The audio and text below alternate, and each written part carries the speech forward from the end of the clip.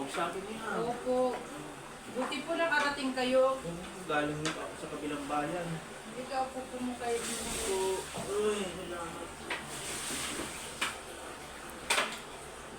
Ano pong nararamdaman niyo niya?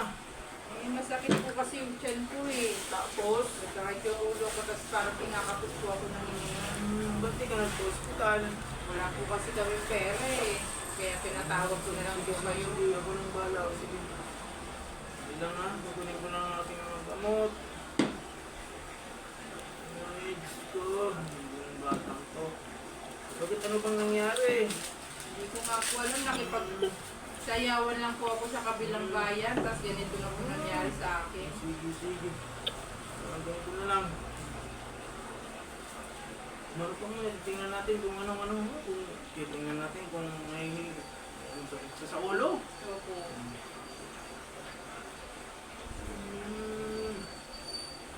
Ano ba nga dito? Ano masakit na sa ulo? Ano mo, bibigyan kita ng gamot. Tapos masakit ka mong tiyan mo. Bibigyan eh. Ano nga, magalaw pala yung dahon. Ano siya? Masakit nga. Isip mo ngayon, bibigyan kita ng gamot. Ano ba yung nararamdaman ko mga kanor? Pili ka ba humiga? Opo. Paano po dito po? Dito, dito yung ulo mo. Sige, sige, sige. Ayun. Sige, higa, higa. Itong gamot ko eh. Mutisa ito. Ito yung lagi kong pinanggagamot sa kanila. Ganun mo yung kamay mo. Pasok mo dito. Pasok mo.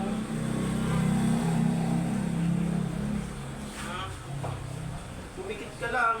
Kasi kung anong nararamdaman mo, may ano to. May mararamdaman kang kakaiba dito. Kasi mga ano to, matapang na gamot. Pipikit ka lang ha. Okay. Pipikit ka lang guys.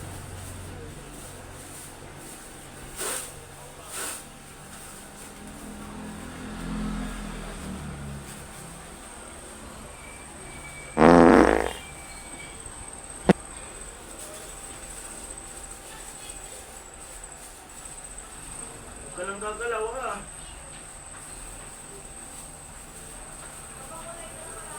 Anong nararamdaman mo? Hindi po ako pa kayo na. Anong nararamdaman mo? Sige, sige. Bakit po gano'n ng kanor? Yun, magandang gamot yun. Bisa yun. Ano po bang gamot yung binigay niyo sa akin? Ano yun? Ano ng hangin ng buhaya? Sigurado po ba kayo Oo, na gagaling ka na. gagaling na ako? Sige po, maraming salamat po. Sige. Mag-iingat po kayo. Sige, sige.